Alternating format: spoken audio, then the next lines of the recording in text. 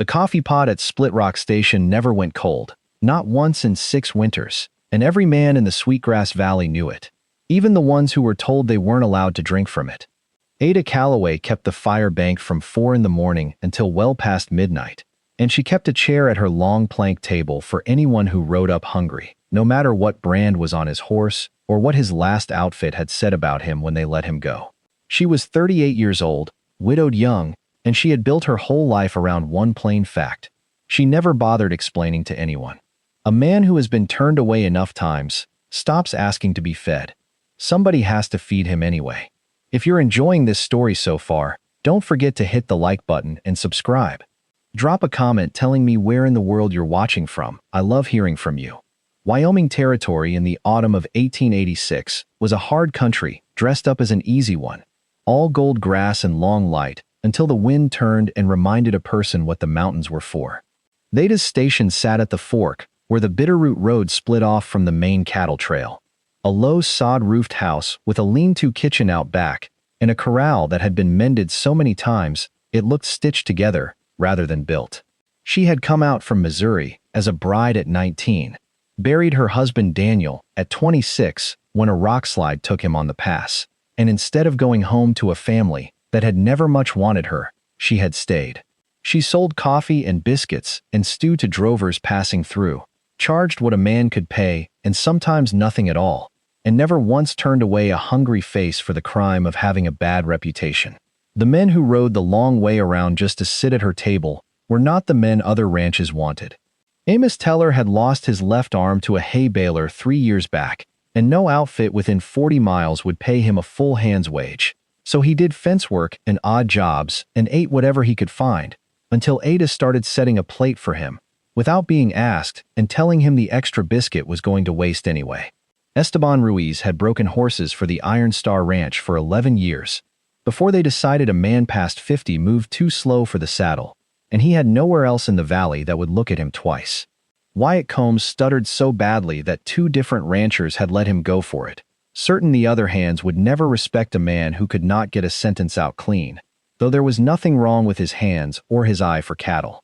And there was Jed Rourke, who had done 4 years at the Territorial Prison in Laramie for a theft he swore to anyone who would listen he never committed, and who could not get hired anywhere in the valley no matter how many seasons passed since his release. She fed them the way she fed everyone else, without ceremony, without a lecture about second chances, without making a man sit through gratitude before he got his plate. Come morning there might be 6 or 7 of them crowded around that plank table, drinking coffee strong enough to strip paint, and Ada moving between them with the pot in her hand like she was pouring for senators instead of cast-offs. She never asked where a man had been before he sat down. She only asked how he took his eggs. It had not always sat well with the bigger outfits, and it sat worst of all with Colonel Bertram Whitlock, who ran 9,000 head on the Iron Star, and considered himself the closest thing the valley had to a king. Whitlock was 61, silver-haired, built like a doorframe, and accustomed to men doing what he told them the first time he told them.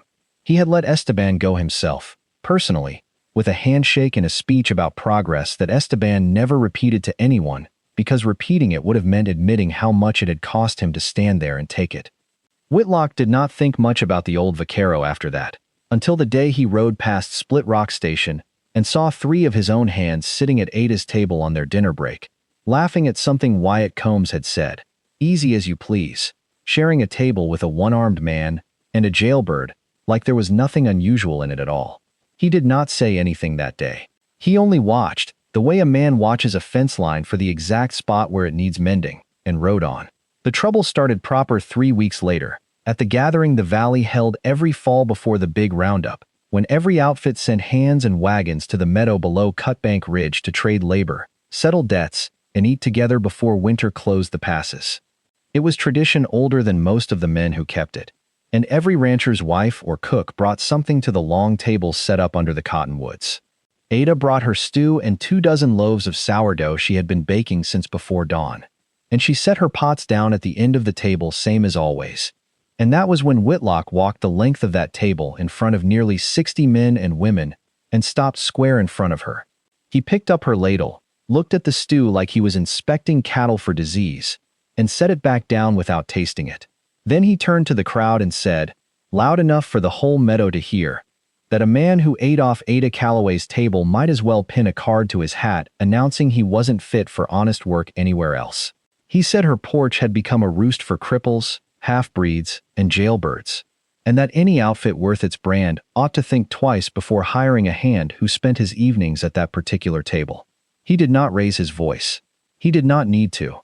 Whitlock had never needed to raise his voice in his life, and that was exactly what made it land like a slap across the whole gathering. Ada did not answer him. She set the ladle back in the pot, straightened her apron with both hands, and went on serving the line of children who had come up hungry, same as she would have anyway. But she felt every eye in that meadow, from the wagons to the cottonwoods to the long tables themselves, move from Whitlock's face to hers and back again, waiting to see whether she would cry or shout or simply run. She did neither. She finished serving the last child, wiped her hands on her apron, and only then let herself look at the men standing near the wagons, Amos with his jaw tight, Esteban staring hard at the ground, Wyatt not stuttering at all because he had gone completely silent, and Jed Rourke standing very still with the particular stillness of a man who has learned exactly what happens when he lets his face show anything. Within the week, word had traveled the way word does in a valley small enough that everyone's cattle drink from the same creek. Two ranchers who had been letting their hands stop at Split Rock without complaint suddenly posted notice that any man caught eating there on the company's time would forfeit a day's pay. A third simply mentioned, offhand, to his foreman that he'd heard Colonel Whitlock took a dim view of it, and that was enough. The plank table that used to fill up by 7 in the morning sat with 2 or 3 chairs occupied instead of 8, and those 2 or 3 came later, quieter, glancing back down the road like men checking whether they were followed. Ada never said a word about it to anyone. She kept the coffee hot and the biscuits coming whether one man showed up or 12, and if her takings shrank along with her crowd, she did not mention that either. What she did notice, though nobody told her outright, was that Amos Teller had started coming after dark instead of at dinner, slipping in the back of the lean-to kitchen where the road couldn't see him, eating fast and quiet like a man stealing, rather than a man being fed. It was the first time in 6 years she had seen him ashamed to sit at her table, and it was the thing that finally made her angry, though she never let it show past a tightness around her mouth. Gideon Hale noticed it too. He rode for the Bar Diamond, a smaller outfit run by a widow named Constance Poole, who had inherited the ranch from her husband and had no patience for men who thought a title made them royalty. Gideon had been eating at Split Rock on and off for 2 years, not because he needed the charity of it, but because Ada made the best coffee within 80 miles and never once acted like a man's company was worth less because his hands were rough. He was 33, quiet in the way of men who had spent most of their lives outdoors and found conversation with cattle more reliable than conversation with people. And he had watched the whole scene at Cutbank Ridge with his jaw working and his hands curled at his sides, saying nothing because there had been nothing useful to say in that particular moment. 2 days after the gathering, he rode to Split Rock in broad daylight, tied his horse at the rail same as always, and sat down at the empty table like nothing in the world had changed. "You didn't have to do that," Ada told him, setting down his plate. "I know I didn't," Gideon said. "That's why I'm doing it." She almost smiled at that, the first almost smile anyone had gotten out of her since the meadow. But she also told him plainly that Constance Poole would hear about it, same as everyone heard about everything in this valley, and that he ought to think about what it might cost him before he made a habit of sitting at a table Colonel Whitlock had called a roost for cripples and jailbirds. "Let her hear," Gideon said. "Constance Poole has more sense in her little finger than Bertram Whitlock has in his whole body, and if she fires a man for eating good stew with honest people, then I've misjudged her, and I'd rather know that now than later." He kept coming after that, most days, and slowly, one by one, so did the others, though they came the way men come back to a fire after being burned once, carefully, watching the door. Ada had learned a long time ago that pride was a luxury a woman alone could not always afford, but she had never learned to swallow cruelty quiet, and something about Whitlock's speech at the meadow sat in her chest for days afterward, like a stone she could not cough loose. She thought about her own first winter in the territory, 19 years old and green as spring wheat, when a storm had caught her and Daniel 2 days out from the nearest settlement, and a rancher's wife had turned them away from her porch because Ada's dress was travel-stained, and her accent marked her as somebody from nowhere important. They had slept in the wagon that night with the wind cutting through the canvas, and Daniel had held her and told her that someday, when they had a place of their own, nobody who came to their door hungry would ever be turned away for the crime of looking poor or strange or unlucky. She had kept that promise longer than she had kept him. 6 years now since the rock slide, and she had built her whole small life around a debt she owed to a memory, feeding every stray who rode up the Bitterroot Road, because somebody, once, had not fed her, and she had sworn she would never be that kind of woman. It was not charity, not the way Whitlock meant the word when he sneered it across the meadow. It was payment on an old account, and she intended to keep paying it for as long as she had a fire to cook on. The men she fed knew none of that history, not the particulars of it, but they understood the shape of it well enough. Esteban Ruiz had told her once, in his careful English, that she was the only person in the valley who had ever asked him a question about horses instead of about his age. Wyatt Combs had stopped stuttering entirely the first month he ate regular at her table, not because she cured him of it, but because she never once finished his sentences for him, or looked away while he worked to get the words out, and a man who is given time enough eventually finds his own rhythm. Jed Rourke had not said much of anything to her for the better part of a year, only nodded when she set his plate down, until the day she asked him straight out whether the theft charge had been true, and when he said no, "Ma'am, I never took a thing that wasn't mine," she had simply nodded and refilled his coffee, and that was the whole conversation, and it had been enough to make him weep in his saddle halfway back to the line shack he was staying in, though he never told her that part. October wore down toward November, and the cold that had been threatening since the gathering finally arrived in earnest, riding in on a wind that smelled like iron and old snow. The roundup crews were still out gathering the last of the strays from the high pastures before the passes closed for good, working against a calendar that did not care how tired the men or the horses were. Whitlock's Iron Star ran the biggest crew in the valley, nearly 30 hands scattered across ridges and draws trying to bring 6,000 head down before the first real storm hit. And Whitlock himself rode the gather that year, same as he always did, because a man did not build an empire by staying home when there was work to be watched. His nephew rode with the crew too. The boy's name was Charlie Whitlock, 17 years old, an orphan the colonel had taken in after his brother's family died of fever back in Ohio. And though Whitlock would never have said it plain, Charlie was the closest thing to a son he had, and the whole valley knew it whether Whitlock admitted it or not. Charlie was a good rider and a decent hand, but he was still 17, still prone to chasing a stubborn cow past the point good sense would have told an older man to turn back. And on the second morning of true cold, with the sky gone the color of a bruise and the wind picking up out of the northwest, that was exactly what he did. A dun-colored heifer broke from the herd near the head of Cutbank Ridge and bolted up toward the timberline, and Charlie went after her alone, telling the hand riding nearest him that he'd catch up before the crew reached the flats. Nobody thought much of it at the time. Cattle broke and got chased back a dozen times a day during a gather, and Charlie had done it 50 times before without trouble. But the storm that had been threatening since sunup came down out of the mountains faster than anyone expected, a wall of snow and wind that swallowed the ridge whole inside 20 minutes, and by the time the crew realized Charlie had not come back down, they could not see 50 feet in any direction, let alone track a boy who had ridden up into timber nobody knew as well as the man who used to work that country for 11 years before he got let go for being too old to sit a saddle. Whitlock brought the whole gather down off the ridge that night, because there was no choice, because a man cannot search blind in a whiteout without losing more than he saves. And he made camp at the base with 30 hands and not one of them able to do a single useful thing until the wind broke. He did not sleep.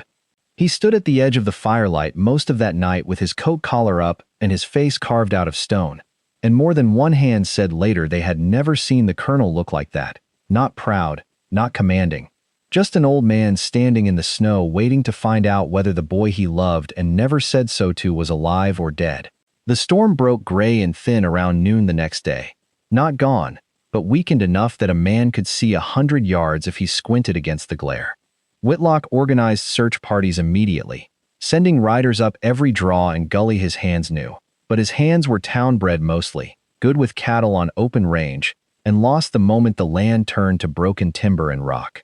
Nobody on the Iron Star crew had ridden that particular stretch of high country in years, because the man who knew it best was the man Whitlock had fired for being too slow to matter. Word of the missing boy reached Split Rock Station by way of a rider passing through half-frozen on his way to fetch the doctor from town, in case the doctor was needed, in case there was anything left to need a doctor for. Ada heard it standing in her own doorway, with the wind still gusting hard enough to rattle the shutters, and she felt something go cold and still inside her that had nothing to do with the weather. She thought of Charlie Whitlock the same way she thought of any boy that age, half-grown and full of the particular carelessness that gets young men killed in this country. And she thought, too, though she was almost ashamed of it, of the fact that his uncle had called her table a roost for cripples not 2 weeks before, and here she was about to send the very men he'd shamed straight up into that storm after his nephew.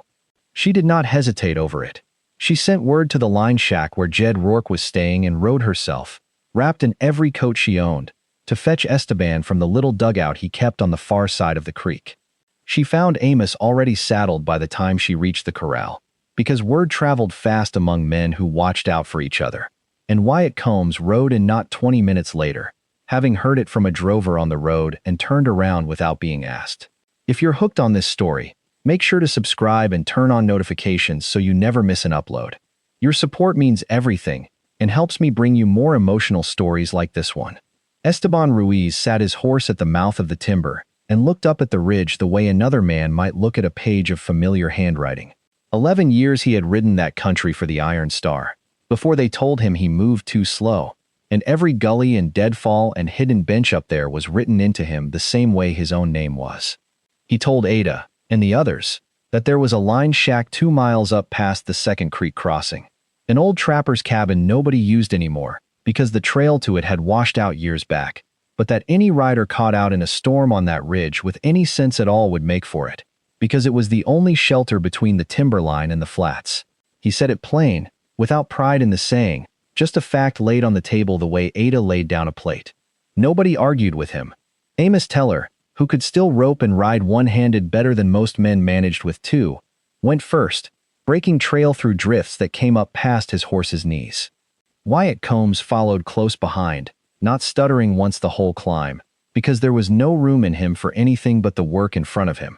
Jed Rourke brought up the rear with a coil of rope over his shoulder and a face set hard against the cold, a man who had spent 4 years being told he was worth nothing and was about to spend the next several hours proving otherwise to nobody but himself. Gideon Hale caught up to them a mile into the climb, having ridden hard from the Bar Diamond the moment word reached Constance Poole's outfit, and Constance herself had told him to go, had said if a boy's life was on the line then nobody in this valley had time to worry about brands and grudges. Ada stayed at the mouth of the trail with the horses that could not manage the steep pitch above, because someone needed to hold the line for the ones who did, and because she had learned a long time ago that being useful mattered more than being present for the parts of a story that made for good telling later. They found the old trapper's cabin a little past 4 in the afternoon, smoke curling thin and gray from a chimney that should not have had a fire in it at all unless somebody had gotten inside, and found the flint box Esteban swore was still nailed to the wall from his own days riding that country. Charlie Whitlock had done exactly what Esteban predicted a sensible rider would do, turned his horse loose to find its own way down when the drifts got too deep to push through, and half-crawled the last quarter-mile to the cabin door with his hands so numb he could barely work the latch. He had been in there better than a day, burning what little kindling he could find, and by the time Amos kicked the door open and hollered his name, Charlie was down to embers and shaking too hard to answer at first. He was alive, frostbitten along 2 fingers and 1 ear, hungry and terrified and ashamed of himself for the trouble he'd caused, but alive, and Esteban wrapped him in a bedroll while Wyatt got a proper fire built up, and Jed went back out into the last of the daylight to signal the horses waiting below with 3 shots spaced slow. The old signal for found him, bring help. Gideon rode the 2 miles back down to fetch a sled they could pull behind a horse, because Charlie could not sit a saddle with his hands the way they were, and by full dark they had him down off the ridge and wrapped in every blanket Split Rock Station owned, sitting close to Ada's stove with a cup of her coffee shaking in his bandaged hands. Word reached the search camp near midnight, carried by a rider who had passed Split Rock on his way back to the flats and seen the boy sitting there alive by the fire.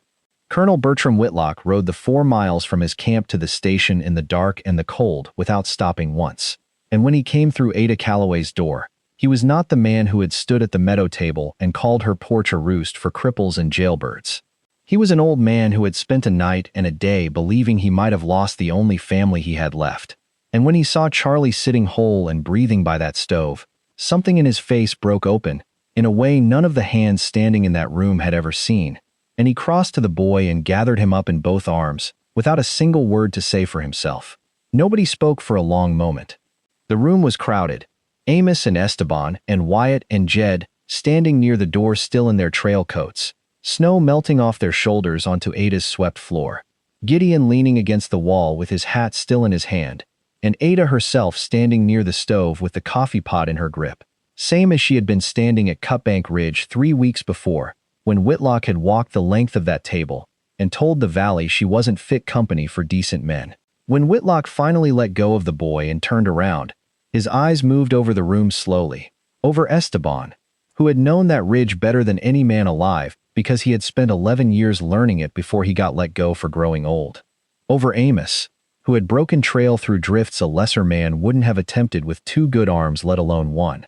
over Wyatt, who had not stuttered once in the telling of it because there had been no fear left in him for anything but the work, over Jed Rourke, standing quiet by the door with the coil of rope still over his shoulder, a man the valley had decided years ago was worth nothing at all. I told this valley these men weren't fit for honest work, Whitlock said, and his voice did not carry the way it had at the meadow. Did not need to, because every soul in that room was already listening. My nephew is alive because of exactly the men I said weren't fit to sit at a decent table. He looked at Esteban a long moment. I let you go because I thought a man past 50 had nothing left to teach me about that ridge. He looked at Ada last, and when he spoke again, something in his throat caught before the words came out clean. And I stood in front of 60 people and called your table a roost, when the truth is you were feeding the only men in this valley brave enough and skilled enough to bring my boy home alive. Ada did not say anything grand back to him.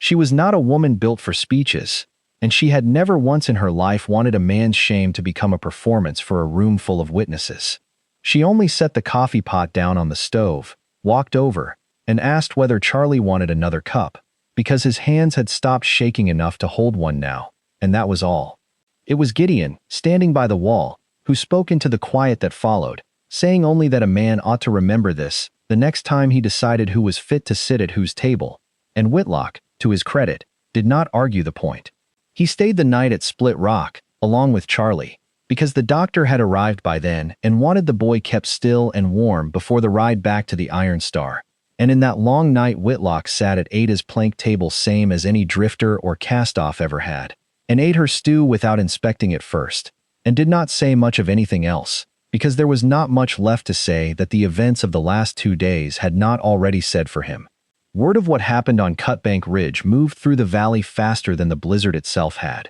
and it moved in the opposite direction the earlier story had traveled.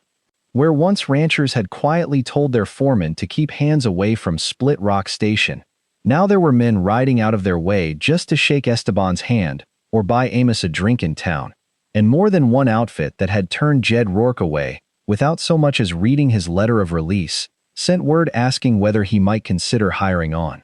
Wyatt Combs got offered a full hand's wage from a rancher 3 valleys over, who had heard the story secondhand, and wanted a man on his crew who could keep his head in a crisis, stutter or no stutter. And Wyatt, when he told Ada about it over coffee a week later, got through the whole sentence without a single catch, grinning the entire time like a man who had finally proven something he'd always known about himself, but had needed the world to catch up and see. Whitlock did more than apologize in a crowded kitchen at midnight, though it took him the better part of a month to work up to the rest of it. He rode out to Split Rock on a clear December morning, alone this time, no entourage, no speech prepared, and asked Ada plainly whether she would consider letting him post a standing invitation at the Iron Star bunkhouse, encouraging any hand who wanted a good meal and better company to ride to her table on his own time. No docked wages, no whispered threats. He offered, too, to pay for the lumber and labor to build her a proper addition onto the station, a real dining room big enough for the crowds that had started showing up since word of the rescue spread. though he was careful to frame it as a debt repaid rather than a kindness bestowed, because he had learned, finally, the difference between the two. Ada thought about refusing the lumber on principle, the way she had refused so many offers of charity over the years. But Esteban was the one who talked her out of it, telling her in his careful way that a debt honestly repaid was not the same thing as a gift she hadn't earned, and that turning it down out of pride would only cost the men who needed a warm place to eat come the next hard winter. She accepted, on the condition that the new room would have a table long enough to seat 20, because if Whitlock wanted to make amends, he could make amends at a scale that mattered. The addition went up before the ground froze too hard to dig footings, built in large part by the very hands who had once been afraid to eat at her table in daylight, Amos directing the framing with an ease that surprised even him, Jed Rourke laying floorboards with the same careful hands that had once been accused of taking what wasn't his, Esteban teaching two of the Iron Star's younger men how to notch a corner joint properly, while they listened to every word he said like it was scripture. Whitlock himself came out twice to help haul lumber, saying little, working alongside men he had once called unfit for honest labor, and if it cost him something in pride to do it, he never let that show past the set of his jaw. There was one more thing Ada did in those weeks that nobody had asked of her, and that she never spoke of afterward, as though it were anything remarkable. Mrs. Lorraine Fitch, the rancher's wife who had turned Ada and Daniel away from her porch 19 years before, during that first hard storm, was an old woman now, widowed herself, living alone on a small spread 2 miles past the Iron Star, with a leg that had gone bad on her the winter before, and a pride too stubborn to ask any neighbor for help. Ada had heard about the leg from a passing drover, the way she heard about most things in the valley, and instead of letting the old grievance sit where it had sat for nearly 2 decades, she loaded a wagon with bread and stew and rode out herself on a cold afternoon to leave it on the woman's porch. The ride out took the better part of an hour, the wagon wheels cutting through mud still half frozen at the edges of the road, and Ada spent most of it thinking not about the old slight itself, which had stopped mattering to her years before, but about the particular loneliness of an old woman with a bad leg and a spread too big for her to manage alone. A loneliness she recognized in her bones because she had lived close enough to it herself for 6 long years before Daniel's memory and other people's hunger had filled up the empty spaces. Lorraine Fitch answered the door leaning hard on a cane, and when she saw who had brought the food, something crossed her face that looked almost like the shame Whitlock had worn in Ada's kitchen the night Charlie came home. She started to say something about the storm all those years back, some fumbling attempt at an apology 2 decades late, but Ada only set the basket down and told her the stew needed to be eaten hot, and that she'd come back Thursday with more if the leg wasn't mending by then. She did not stay for thanks. She climbed back onto the wagon seat and rode home in the last of the daylight, and if there was satisfaction in it, she kept that to herself too, the same way she kept most things. Charlie Whitlock came to Split Rock often that winter, once his hands had healed enough to be of use, and he took to helping Ada in the kitchen in the mornings before the roundup crews came through, learning to bake bread the way she baked it, and asking her, more than once, why she had never once hesitated to send men up that ridge after him, even though his uncle had shamed her in front of half the valley only weeks before. She told him the truth, plain as she told most things. She said a boy lost in a storm was a boy lost in a storm, and that whatever his uncle had said about her table had nothing at all to do with whether Charlie deserved to come home alive. Charlie thought about that for a long while, stirring a pot of oats that did not need stirring, before he finally said that he understood now why the men who ate at her table stayed loyal to her the way soldiers stay loyal to a good commander, and Ada told him not to go comparing her to anybody who commanded, because all she had ever done was set a plate down and let a man eat it in peace. The addition to Split Rock Station took shape through November and into the first hard freeze of December, and watching it rise board by board became something the whole valley seemed to take a quiet interest in, as though the building itself were proof that something in the Sweetgrass Valley had shifted for good. Constance Poole sent over 2 of her own hands to help with the roofing, refusing payment, and telling Ada only that a woman who fed the men nobody else would feed deserved a roof that didn't leak. The general store in town extended Ada credit for the first time in years without being asked, and the storekeeper, a cautious man named Everett Dunn who had never much involved himself in valley politics, told her quietly one afternoon that he'd always thought Whitlock's speech at the gathering was a shameful thing to say, and that he was glad, finally, to have an excuse to say so out loud. Not every rancher in the valley came around so easily. There remained a handful who still muttered that Ada Calloway's table was no place for a respectable outfit to send its hands. Storm or no storm, rescue or no rescue. Men set so hard in their thinking that not even a boy pulled alive off a mountain could shake them loose from it. Ada never let herself waste much thought on those few. She had learned long before Whitlock ever walked the length of that meadow table that there would always be some who needed a man broken and grateful before they'd call him worth feeding, and she had decided a long time ago that their opinion of her cost her nothing she needed to keep. Gideon Hale started coming to Split Rock every evening once the addition was framed in, not because Constance Poole needed him elsewhere, but because there was nowhere else in the valley he would rather be, and by the time the first real snow of the new year settled over the Sweetgrass Valley, he had stopped pretending the coffee was the only reason he rode out that road so often. He asked Ada, one quiet evening with the new room half finished and smelling of fresh-cut pine, whether she had ever thought about not doing all this alone, and she told him honestly that she had built her whole life around the idea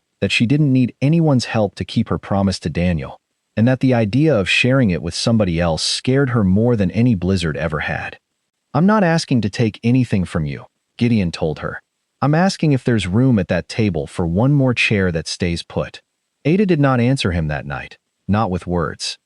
She poured him another cup of coffee, sat down across from him at the unfinished table with sawdust still clinging to the new floorboards, and told him about Daniel, about the porch at the Fitch place, and the wagon, and the promise she had made and kept alone for 6 long years, about how she had built her whole understanding of herself around the idea that needing nobody was the same thing as being strong. Gideon listened the whole way through without interrupting once, the same patient listening he had always given Wyatt Combs when the words came slow, and when she finished, he only said that a woman could keep every promise she'd ever made and still let somebody else help her carry the weight of keeping it, that the two things were not opposites the way she had always assumed they were. She thought about it through the rest of that winter, watching him ride out from the Bar Diamond nearly every evening regardless of weather, watching him fix the hinge on her kitchen door without being asked, and split a season's worth of extra firewood because he'd noticed her woodpile running low, watching him sit at the far end of her table night after night, never demanding a seat closer to her, never making his presence about anything other than simply being present. By the time the first crocuses pushed up through the last patches of snow along the creek bank, she had stopped waiting for an answer to arrive and realized it had been forming in her the whole time, quiet as bread rising. She married him the following spring, in the new dining room, with the long table pushed against the wall to make space, and half the valley came, including Esteban and Amos and Wyatt, who by then had a standing job offer he'd finally taken from a rancher who no longer cared how carefully he had to work to get his words out, and Jed Rourke, who stood up as one of the witnesses on the register because Ada had asked him herself, and because there was nobody in that valley she trusted more completely than a man who had spent 4 years being disbelieved and had never once let it turn him bitter. Even Whitlock came, standing near the back with Charlie beside him, the boy's frostbitten fingers healed enough by then to hold his hat properly against his chest. Reverend Albert Shaw rode out from town to perform the ceremony, and he told the gathered crowd, before he ever got to the vows themselves, that he had never in 20 years of marrying couples in this territory seen a wedding party quite like the one assembled in that dining room, a colonel and his rescued nephew standing shoulder to shoulder with a one-armed fence rider, an aging vaquero, a hand who no longer stuttered a single word, and a man once written off by the whole valley as a jailbird, all of them there for the same reason, because a woman who had never once asked to be thanked for feeding them had earned, without ever meaning to, the truest kind of family a person could build. Ada wore a simple dress of pale blue calico, nothing fancy, because fancy had never been the point of anything she'd built out here, and when she said her vows to Gideon she kept them plain too, promising only to keep the fire lit and the door open, and to let him help her carry what she used to think she had to carry alone. Gideon's voice caught once, on the word always, and nobody in that room thought less of him for it. When the Reverend pronounced them married, the whole room did not erupt into applause so much as settle into something warmer, the particular quiet of people who understood they had just watched something honestly earned rather than simply given. They ate at the long table afterward, all 20 seats filled and more chairs dragged in from the kitchen besides, Esteban telling stories about the old days breaking horses that made even Whitlock laugh out loud. Wyatt getting through the toast he insisted on giving without a single stumble. Jed Rourke sitting near the head of the table like a man who had finally stopped waiting for someone to ask him to leave. Charlie Whitlock, seated between his uncle and Amos Teller, spent most of the meal peppering Amos with questions about fence work, and Amos answered every one of them patiently, the way a man answers questions from someone who has decided his opinion is worth having. Split Rock Station became something more than a way station in the years that followed, though Ada never let it become fancy, never let the long table lose its plain, unvarnished character, or the coffee pot go cold before dawn. Ranch hands from outfits 3 counties over learned to plan their routes so they passed through around dinner time. And every man who had ever been turned away somewhere else for the shape of his hand, or the color of his skin, or the mistake he had made and paid for, learned that there was one door in the Sweetgrass Valley that would never once ask him to explain himself before setting down a plate.